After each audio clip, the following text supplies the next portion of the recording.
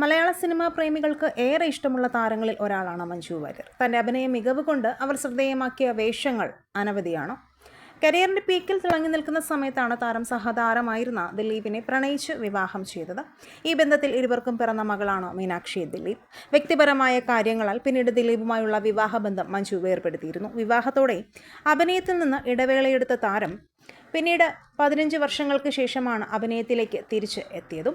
തിരിച്ചുവരവിൽ മലയാളത്തിൽ മാത്രമല്ല തമിഴകത്തും താരം തിളങ്ങി. ലേഡി സൂപ്പർ സ്റ്റാറായി ആരാധകർ വാഴ്ത്തുന്ന മഞ്ജു ഓൺ സ്ക്രീനിലും ഓഫ് സ്ക്രീനിലും ഏവർക്കും പ്രിയങ്കരിയാണ്. നിരവധി ഹിറ്റ് സിനിമകളുടെ ഭാഗമായി കോളിവുഡിൽ സൂപ്പർ താരങ്ങൾക്കൊപ്പം വരെ അഭിനയിച്ച മഞ്ജുവിന് ആരാധകരും ഏറെയാണ്. സോഷ്യൽ മീഡിയയിലും തിളങ്ങി നിൽക്കുന്ന താരം തൻ്റെ യാത്രകളുടെ വിശേഷങ്ങളും ചിത്രങ്ങളുമെല്ലാം അതിലൂടെ പങ്കിടാറുമുണ്ട്. പൊതുവേദികളിൽ മിതത്വം പാലിക്കുന്ന വ്യക്തി കൂടിയാണ് മഞ്ജു വാര്യർ.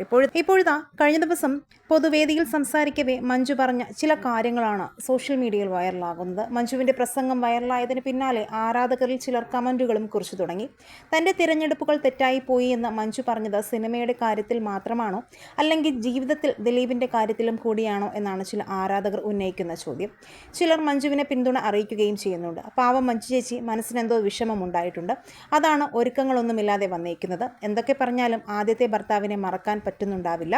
എൻ്റെ അഭിപ്രായത്തിൽ ചേച്ചി നല്ലൊരാളെ വിവാഹം കഴിക്കണം, എന്നിട്ട് അവരുടെ മുന്നിൽ അന്തസ്സായി ജീവിച്ച് കാണിക്കണം എന്നതടക്കം നിരവധി കമൻറ്റുകളാണ് മഞ്ജുവിന് വരുന്നത്. ഈ വിഷയത്തിൽ നിങ്ങളുടെ അഭിപ്രായങ്ങളും, നിങ്ങളൊരു മഞ്ജു വാര്യർ ആരാധകനാണെങ്കിൽ ഐ ലൈക്ക് മഞ്ജു എന്ന് കമൻറ്റ് ചെയ്യുക. വീഡിയോ ലൈക്ക്, ഷെയർ ചെയ്യാനും ചാനൽ സബ്സ്ക്രൈബ് ചെയ്തൊന്ന് സപ്പോർട്ട് ചെയ്യാനും മറക്കല്ലേ ഫ്രണ്ട്സ്.